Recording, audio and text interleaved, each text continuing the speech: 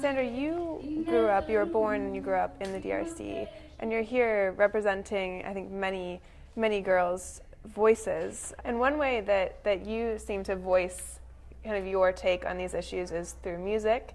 And I wanted to ask you a little bit about what you thought about music and the arts as a form of advocacy. Yeah, actually, I started with music and then photography. So I have a traveling exhibit called Survivors that's actually traveling across the country. So I think the arts is one of the most freeing ways for survivors to express themselves and to also be heard.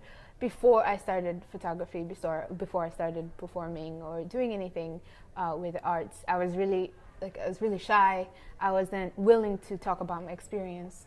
And when I started doing photography, when I started the exhibit, it was very easy for me to just let go and kind of get lost in the stories that I was trying to tell. What most survivors of any sort of trauma go through is, of course, PTSD. And for me, then I was really, I was dealing with it.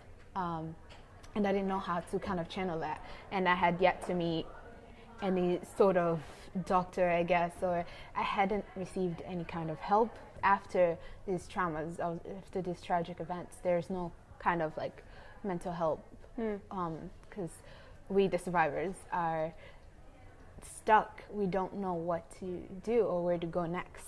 It's this thing just happened in your life. It's very tragic. You've lost people or your self-confidence or whatever that is that you've lost, and now you don't know where to go. And what the international community could do is pay attention to those things, those signs that maybe aren't so out there, that maybe we're willing to share. I know for me, before I started the arts, it was really difficult for me to say what I've been through, to stand up and not choke. And then I started photography, and telling like my sister's story and also my friends' stories really helped me know that I wasn't alone, that there were so many people dealing with this. I spoke to many of my friends who were also dealing with just either it's confidence in this new world that they have been dropped in,